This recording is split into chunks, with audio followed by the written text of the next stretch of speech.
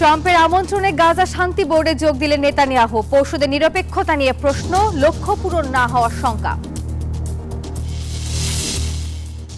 হত্যা চেষ্টার শিকার হলে ইরানকে নিশ্চিহ্নের হুমকি ট্রাম্পের। সর্বশক্তি দিয়ে আক্রমণে প্রস্তুত তেহরান। গ্রিনল্যান্ড ইস্যুতে পেছনে ফেরার সুযোগ নেই বার্তা ট্রাম্পের। মার্কিন শুল্কের হুমকি মোকাবেলায় প্রস্তুত ইইউ। স্বাগত গ্লোবাল টাইমে। বিশ্বের নানা প্রান্তের খবর নিয়ে আপনাদের সঙ্গে আছি আমি নাফিসা হক। আপনারা এতক্ষণ দেখছিলেন সংবাদ শিরোনামগুলো। এবার চলে যাচ্ছি পুরো খবরে। গাজা শান্তি বোর্ডে যোগ দিলেন ইসরায়েলের প্রধানমন্ত্রী বেনিয়ামিন নেতানিয়াহু। তেল আবিবের দাবি, মার্কিন প্রেসিডেন্ট ডোনাল্ড ট্রাম্পের আমন্ত্রণে এই সিদ্ধান্ত নিয়েছেন তিনি। এই ঘটনায় পরশুদের বস্তুনিষ্ঠতা এবং নিরপেক্ষতা নিয়ে প্রশ্ন উঠেছে। শঙ্কা তৈরি হয়েছে শান্তি বোর্ড গঠনের লক্ষ্য আদৌ পূরণ হবে কিনা। পৃথিবীর বড় বড় রাষ্ট্রে শাসকদের পরিবর্তন হয়েছে শাসন ব্যবস্থার। শুধু পরিবর্তন হয়নি ফিলিস্তিনিদের ভাগ্য, দূর হয়নি দখলদার ইসরায়েলিদের হাতে তাদের নিপীড়ন ও নির্যাতনের চিত্র।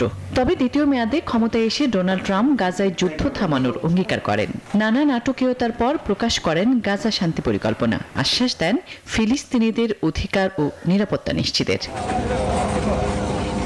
মার্কিন প্রেসিডেন্টের এই প্রচেষ্টায় আশায় বুক বাঁধেন হতভাগ্য ফিলিস্তিনিরা। তবে সে আশাও যেন ধূলিসাৎ হয়ে গেল গাজা শান্তি বোর্ডে নেতানিয়াহুর যোগদানের খবরে।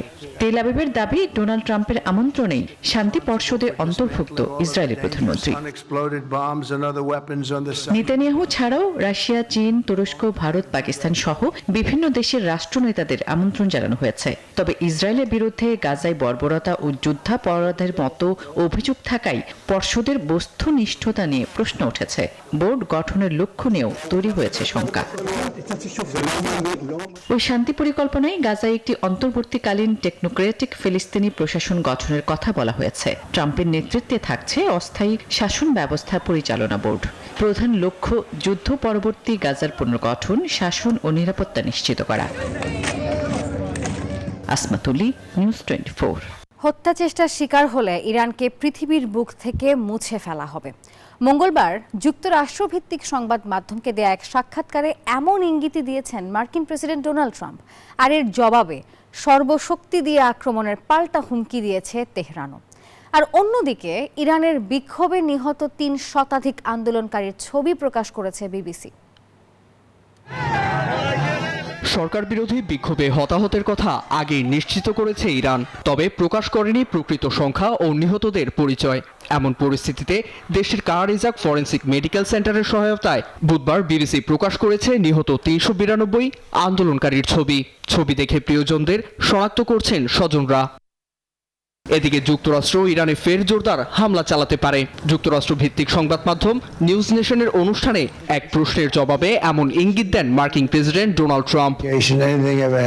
ইরান আমাকে হত্যা চেষ্টা করলে পৃথিবীর বুক থেকে তাদের মুছে ফেলা হবে, এত জোরে আঘাত করা হবে যা কল্পনাতীত।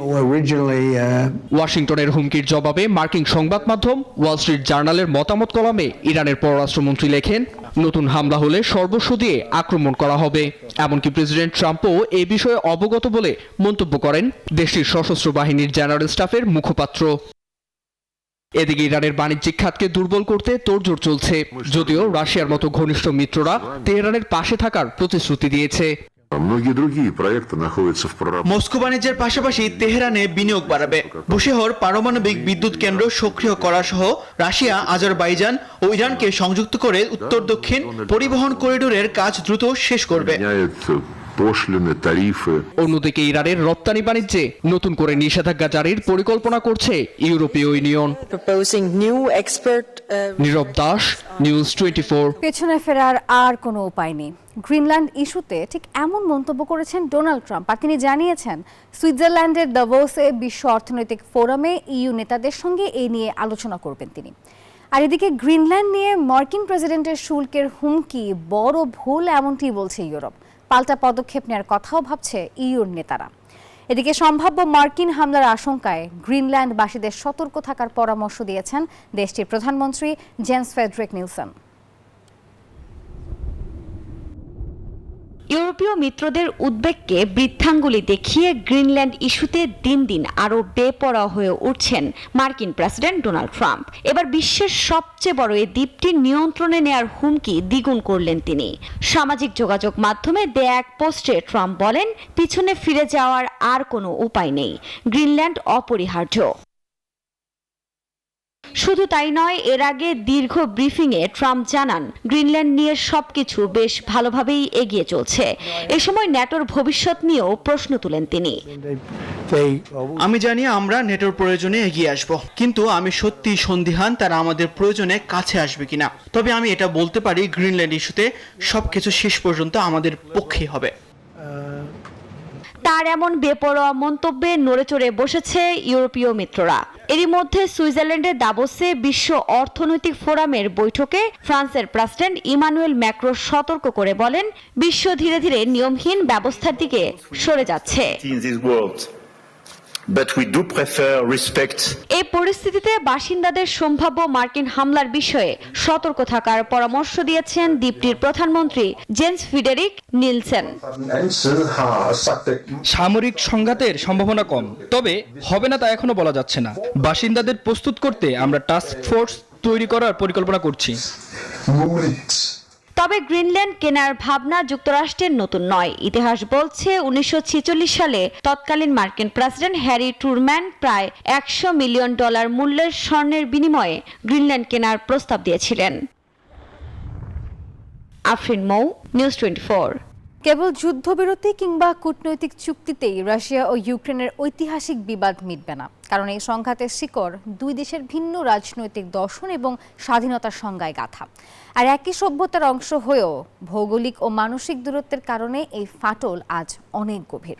পশ্চিমা বিশ্ব এই সুযোগ কাজে লাগালেও দীর্ঘমেয়াদী সমাধান কেবল পারস্পরিক ঐতিহাসিক বাস্তবতা মেনে নেওয়ার মাধ্যমেই সম্ভব। রাশিয়া ও ইউক্রেন একই সভ্যতার অংশ হলেও স্বাধীনতার প্রশ্নে অবস্থান করছে দুই মেরুতে।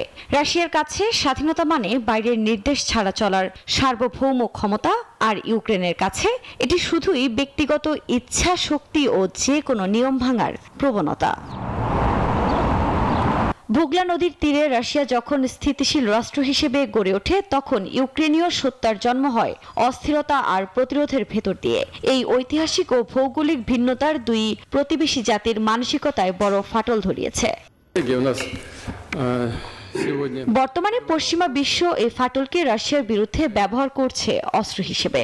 তবে নিজস্ব রাষ্ট্র কাঠামোর গভীর ঐতিহ্য না থাকায় কিয়েভের এই পশ্চিমামুখী আচরণ বা রুশ বিরোধী অবস্থান মোটেও টেকসই নয়। সংঘাত হয়তো থামবে, কিন্তু সভ্যতার এই টানাপোড়েন থেকেই যাবে। তাই অবাস্তব বিচ্ছেদ নয়, বরং দুই দেশের শান্তিপূর্ণ সহাবস্থানের জন্য প্রয়োজন একে অপরের ঐতিহাসিক বাস্তবতা ও সীমাবদ্ধতা মেনে নেয়া। Desk report, news 24। দর্শক, এই ছিল গ্লোবাল টাইমের আয়োজনে। এতক্ষণ আমাদের সঙ্গে থাকার জন্য ধন্যবাদ সবাইকে।